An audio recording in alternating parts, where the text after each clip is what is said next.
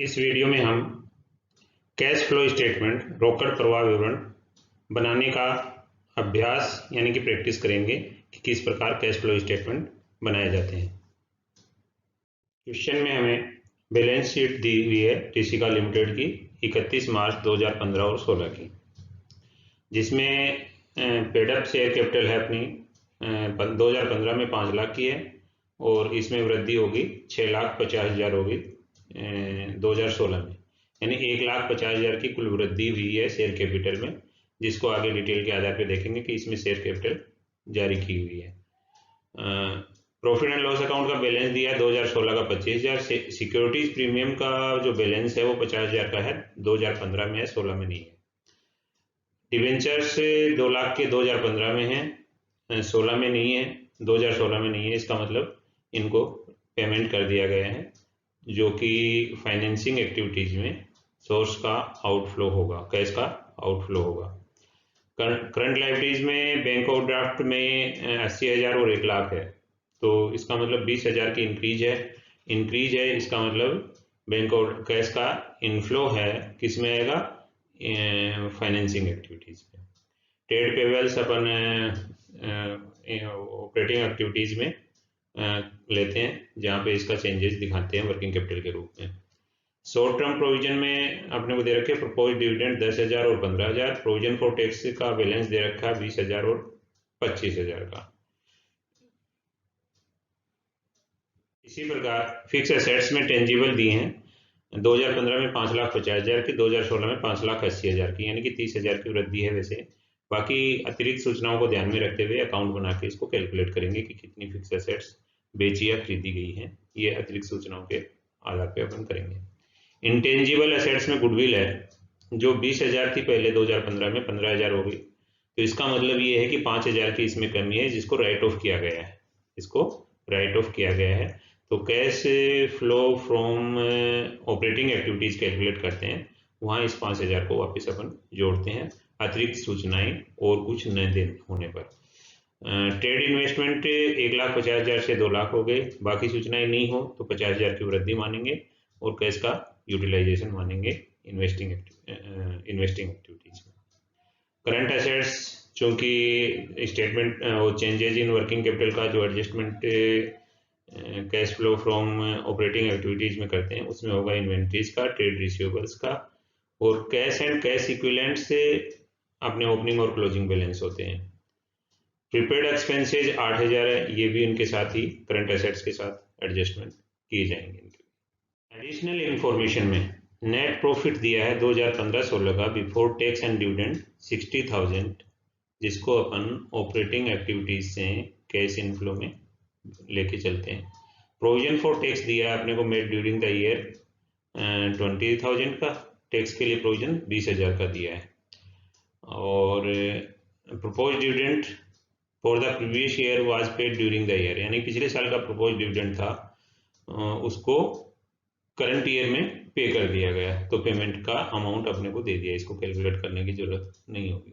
Depreciation charge for the year 50,000 operating activities की calculation में काम आएगा।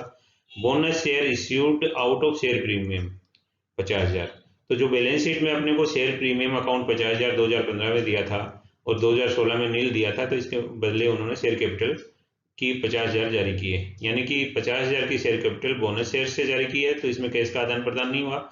और बाकी 1 लाख की जो और वृद्धि है, टोटल 1.5 लाख की थी, 5 लाख से 6,50,000, तो 1 लाख की जो रिमेनिंग है वो कैश से जनरेट होगी, कैश इनफ्लो होगा और फाइनेंसिंग एक्टिविटीज का पार्ट होगा।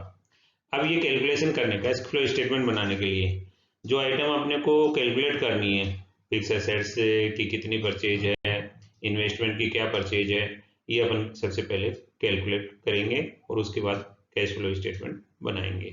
ये सूचनाएं जो अभी तक बैलेंस शीट और इनमें दिया था, ये अपने ध्यान में रहेंगी, उसके हिसाब से अपने एक एक आइटम को लेके चलेंगे। बैलेंस शीट में अपने को प्रोविजन फॉर टैक्सेशन का बैलेंस दिया था, वो 2015 में 20,000 था और 2016 में 25,000 था। और अतिरिक्त सूचनाओं में अपने को जो दिया था कि वर्ष के दौरान जो प्रोविजन बनाया गया है वो प्रोविजन फॉर टैक्स 20,000 का बनाया गया है। तो अपन ने ओपनिंग और क्लोजिंग बैलेंस लिखा प्रोविजन फॉर टैक्सेशन अकाउंट में 20,000 और 25,000 का, और चूंकि प्रोविजन कितना बनाया गया है ये अपने को दिया हुआ है, तो 20,000 का अपन ने बाई P&L अकाउंट 20,000 किया। तो जो डिफरेंस आया वो पेमेंट आ गया बैंक टू बैंक करके, अपन ने डिफरेंस निकाल लिया, पेमेंट ऑफ टैक्स 15,000 आ गया। यानी कि ओपनिंग बैलेंस 20,000 था, 20,000 अपन ने प्रोविजन बनाया तो टोटल हो गया 40,000। 40,000 में लास्ट में अपने पास 25,000 का अभी भी प्रोविजन बना हुआ है बैलेंस शीट में, तो इसका मतलब बाकी जो डिफरेंस था 15,000 का वो पेमेंट हो गया। तो ये एक आइटम अपन ने कैलकुलेट कर दी कि पेमेंट ऑफ टैक्स कितना है 15,000। इसी प्रकार फिक्स एसेट्स का आपने को ओपनिंग और क्लोजिंग बैलेंस दिया हुआ था। ओपनिंग बैलेंस में कितनी थी 5,50,000 और क्लोजिंग बैलेंस में 5,80,000। अपने को केवल एक ही आइटम एडिशनल इंफॉर्मेशन में था, वो डेप्रिसिएशन ड्यूरिंग द ईयर। तो डेप्रिसिएशन कितना दिया हुआ था 50,000 दिया था अतिरिक्त सूचना में, तो 50,000 का डेप्रिसिएशन लिखा। तो बाकी जो नेक्स्ट कोई बेचने की सूचना कोई नहीं थी, इसलिए बाकी ये मान के चलेंगे कि जो बैलेंस है वो परचेज किया गया है। बैलेंसिंग फिगर के रूप में अपन ने 80,000 की फिक्स एसेट्स परचेज मानी है, जो अपन ने अकाउंट फिक्स एसेट्स का बना के कैलकुलेट किया। अकाउंट में जो इंफॉर्मेशन है ओपनिंग बैलेंस बैलेंस शीट में दिया हुआ है, क्लोजिंग बैलेंस बैलेंस शीट में दिया हुआ है, डेप्रिसिएशन का जो किया है वो एडिशनल इंफॉर्मेशन में दिया हुआ है। तो तीनों आइटम अपन ने लिखी और डिफरेंस बैलेंसिंग फिगर जो है वो परचेज आगे टू कैश कर दिया अपन ने, तो ये कैलकुलेशन हो गई। अब कैश फ्लो स्टेटमेंट बनाएंगे। देखिए सबसे पहले अपन नेट प्रॉफिट आफ्टर अप्रोप्रिएशन, जो बैलेंस शीट में बैलेंस दिया हुआ था P&L अकाउंट का 2016 का 25,000 रुपये दिया हुआ था, ये अपना सारे अप्रोप्रिएशन करने के बाद जो प्रॉफिट में सब समायोजन करने के बाद जो बैलेंस होता है वो बैलेंस शीट में दिखाया जाता है। तो 25,000 दिया था, उसको बेस लेके अपन चल रहे हैं, चालू करेंगे कैश फ्लो स्टेटमेंट बनाना। फिर एडजस्टमेंट करते हैं इसमें, प्रोविजन फॉर टैक्स कितना था 20,000 का, एडिशनल इंफॉर्मेशन में अपने पास सूचना थी। प्रपोज डिविडेंड 15,000 का, जो बैलेंस शीट में भी अपने को दिया हुआ है, और डेप्रिसिएशन की एडिशनल इंफॉर्मेशन थी अपने पास 50,000 वो कर दिया। गुडविल रिटर्न ऑफ दोनों साल की गुडविल का डिफरेंस जो था वो 20,000 से 15,000 का बैलेंस हो गया गुडविल का, तो इसका मतलब 5,000 राइट ऑफ कर लिया। तो 4 आइटम ये अपन ने ऐड कर दी इस प्रॉफिट में।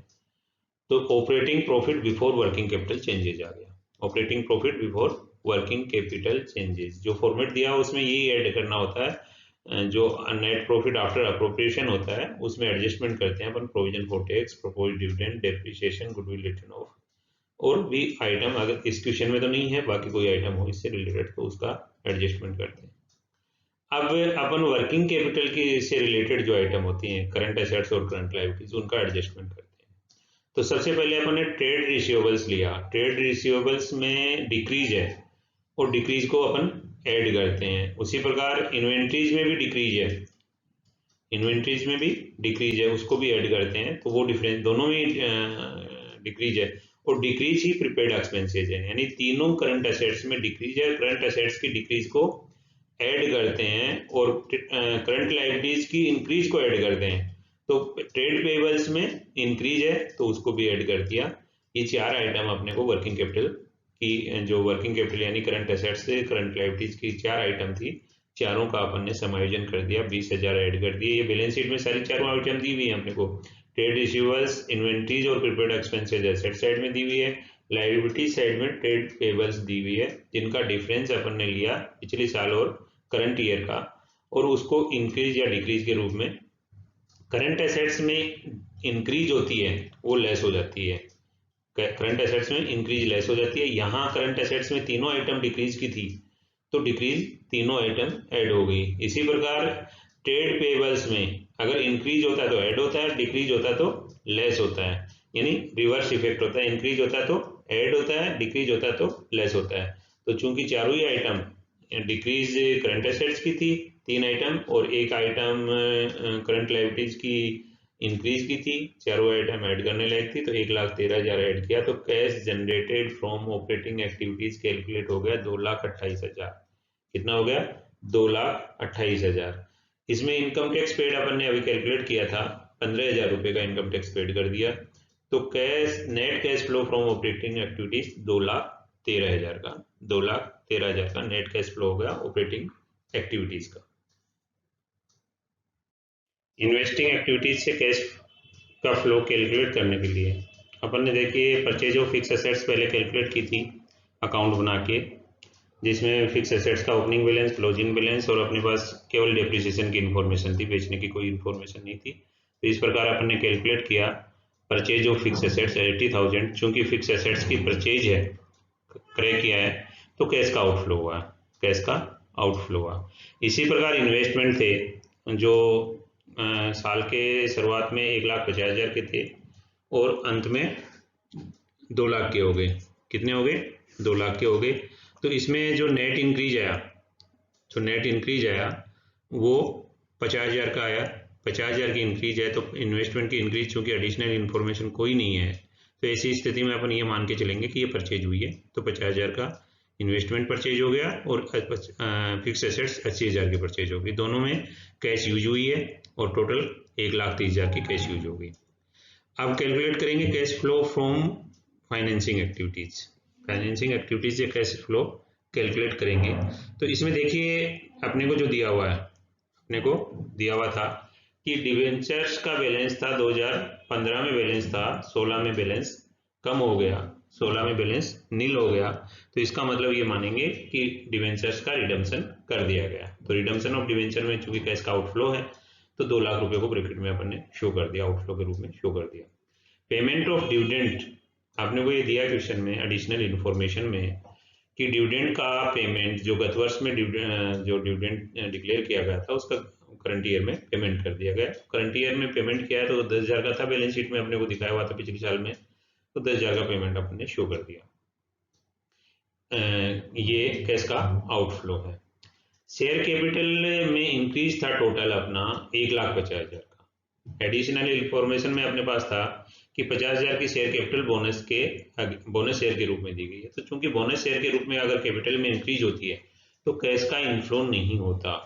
तो रिमेनिंग जो है 1,50,000 टोटल इंक्रीज में से 50,000 बोनस शेयर्स का घटा दें तो 1 लाख की शेयर्स की जो शेयर कैपिटल इशू हुई है उससे कैश जनरेट हुई है, कैश का इनफ्लो हुआ है, तो इसको अपने शो कर दिया। बैंक ओवरड्राफ्ट में इंक्रीज हुआ है 20,000 का बैलेंस, 80,000 से 1 लाख हो गया। तो ये जो 80,000 की इंक्रीज है बैंक ओवरड्राफ्ट में, इंक्रीज कितनी है 80,000 की, जो इंक्रीज जो 20,000 की इंक्रीज है, तो 20,000 की इंक्रीज को भी सोर्स ऑफ मतलब कैश का इनफ्लो है और अपन ने फाइनेंसिंग एक्टिविटीज में इसको भी शो कर दिया। अब देखिए जो नेट कैश है, नेट कैश इसमें यूज हुआ है क्योंकि 2 लाख और 10,000 का पेमेंट हुआ है और 1,20,000 की कैश का इनफ्लो हुआ है, तो नेट आउटफ्लो हुआ है 90,000 का। नेट कैश यूज हुई है फाइनेंसिंग एक्टिविटीज में 90,000 की। ऑपरेटिंग एक्टिविटीज जो थी उनमें कैश का जनरेशन हुआ था 2,13,000, कैश का इनफ्लो हुआ था 2,13,000 का। इन्वेस्टिंग एक्टिविटीज ऑपरेटिंग एक्टिविटीज में कैश का इनफ्लो हुआ था 2,13,000 का। इन्वेस्टिंग एक्टिविटीज में कैश का आउटफ्लो हुआ 1,30,000 का। फाइनेंसिंग एक्टिविटीज में कैश का आउटफ्लो हुआ 90,000 का। तीनों को जोड़ेंगे तो net decrease in cash and cash equivalents, यानी नेट जो डिक्रीज आएगी वो 7,000 की आ गई। Opening balance cash and cash equivalents का कितना है 12,000 का। 12,000 में से नेगेटिव 7,000 को करेंगे, जोड़ेंगे तो नेट कैश का जो बैलेंस आएगा कैश एंड कैश इक्विवेलेंट्स का एट द एंड 5,000 आ जाएगा। यानी 12,000 में से माइनस 7,000 किए तो 5,000 का एंड में कैश का बैलेंस आ गया। इस प्रकार अपन ने तीनों activities cash from operating activities, investing activities, financing activities तीनों से कैलकुलेट किया और ये कैश का ओपनिंग बैलेंस अपन ने जोड़ा, कैश एंड कैश इक्विवेलेंट्स का क्लोजिंग बैलेंस अपने पास आ गया। ठीक है, थैंक यू।